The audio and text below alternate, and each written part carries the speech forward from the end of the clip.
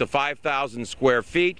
And these lights, they're really pretty good. You can actually take off one end, string more than one of them together, make it a spotlight or a wide-angle light. I was going to send it to you, Wolf, but I think I'm going to need it a little more this summer. I think Wolf? You will. John Zarella on the scene for us in Florida. As always, stay with CNN for complete hurricane coverage that's coming up this summer. Jack Cafferty is watching all of this. He's in New York. Jack? Let's just hope there is no hurricane coverage this summer. That would be my hope. That would be all of our hope. Yeah. Representative John Murtha from Pennsylvania says U.S. troops will be home from Iraq in 2007. He thinks one of two things will happen. Either President Bush will bow to public pressure, or Democrats will win control of the House and then force the issue. The question is, do you think U.S. troops will be out of Iraq by next year? Dominic in Traverse City, Michigan writes, how can we expect U.S. troops to leave Iraq? We're building hugely expensive permanent bases there. These permanent bases were never described as gifts for the Iraqi people. They have been built to house U.S. troops permanently. Vincent in Spring, Texas, that depends on when the Iraqis form their government and how we reform ours.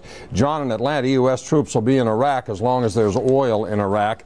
Chris in Hermosa Beach, California, surely with his poll numbers plummeting and Republicans panicking, Bush will once again have to backpedal on his commitment to stay the course and pull some troops out for the sake of the elections. But it appears as though the quagmire he got us into will require substantial U.S. troop deployment there for the foreseeable future. John in Kalamazoo, Michigan, does being in Iran qualify as being out of Iraq? And Greg writes, yes, I believe they'll be home. I also think one day women will find me irresistible, that my hair will grow back, and that I'll win the Powerball lottery on Saturday. Wolf? Jack Cafferty, thanks very much. See you back here in the Situation Room on Monday. And to our viewers, don't forget Jack anchors In the Money Saturday afternoons, 1 p.m. Eastern. It's replayed Sundays, 3 p.m. Eastern here on CNN. Gunshots in your neighborhood. What should you do? Instead of looking for flashing police lights, you may want to check your computer.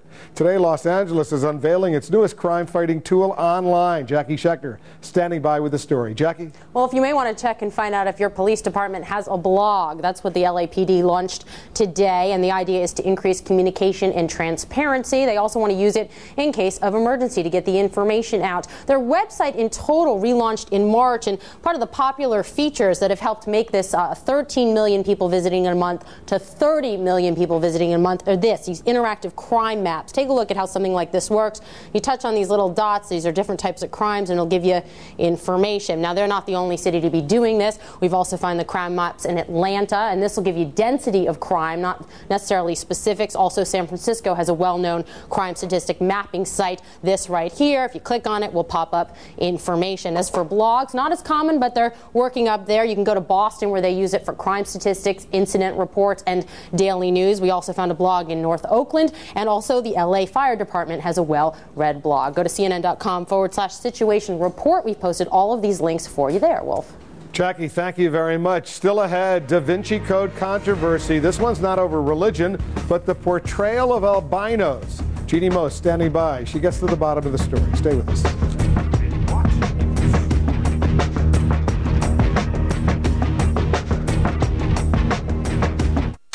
Tonight on 360, the tips pouring in, but concerns growing about what fugitive polygamist leader Warren Jeffs might do if he's cornered. We'll get the facts on his following and on polygamy hiding in plain sight. Tonight, 360, 10 p.m. Eastern.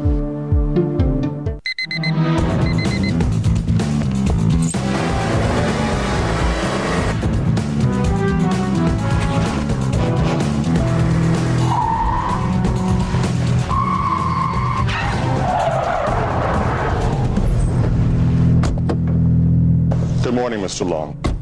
Close, but no CEO. CTS and the 400 horsepower CTS-V. Cadillac. Breakthrough.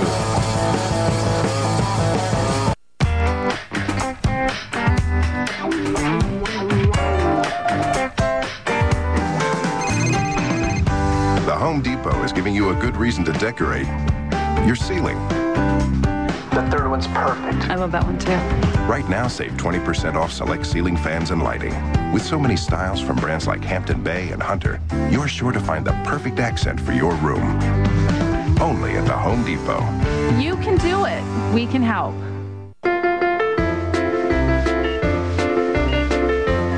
Is your nest egg in shape for retirement? Objective financial advice can help. A.G. Edwards, for more than 118 years, fully invested in our clients.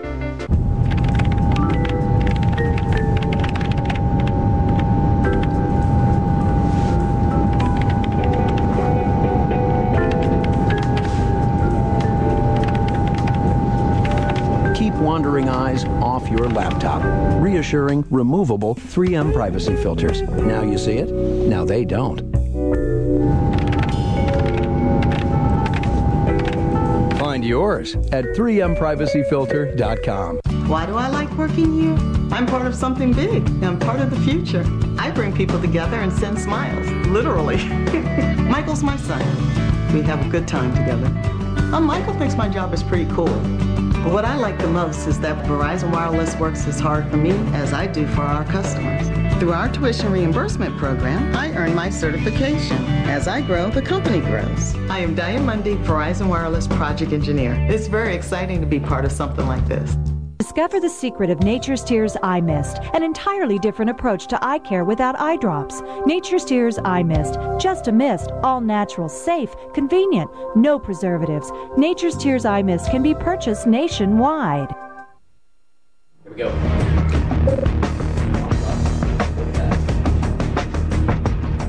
The movie The Da Vinci Code opens 1 week from today, but it's already generating lots of controversy, mostly with religious groups, but also with albinos, it seems.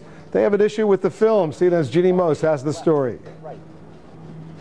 Remember when the good guys used to wear white? Well, in the Da Vinci Code, it's the bad guy who is white, all white, an albino monk. Is it a secret you will die for?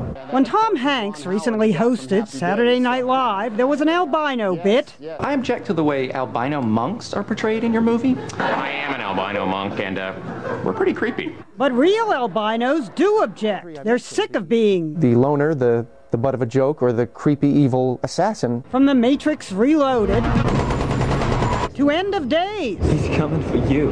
To Foul Play. Now albinos are crying foul over the Da Vinci Code and retaliating with the Albino Code. A 12-minute parody. He's an albino. Albino. That is what I said. Actually, the name they prefer is person with albinism. Dennis Hurley is such a person. He's also an actor. You must kill 2 people and steal the sacred keystone. You know, my last job was at Food Mart. Dennis actually tried to get the part of the albino monk in the Da Vinci Code, but it went to a non-albino, Paul Bettany. Yes, I play an albino. But Dennis didn't get mad. He got busy making his parody film, the real film, a murder. The parody. The Da Vinci Code. Witness the biggest cover-up in human history. The Albino Code. This is the greatest cover-up in movie history. Yeah, this is great. I burn easily. Dennis points out that real people with albinism tend to have problems with their eyesight, which would make for a bad assassin. But this is the kind of thing that really drives them nuts. His irises were pink with dark red pupils. You'll anger the red-eyed demon. We don't have red eyes. That's just a myth. Dennis spent almost $10,000 making this parody, and just as the movie albino beats up on himself, a real albino self-flagellates with a fly swatter. Ow! It's enough to make the Mona Lisa grin. Jeannie Mose, CNN, New York.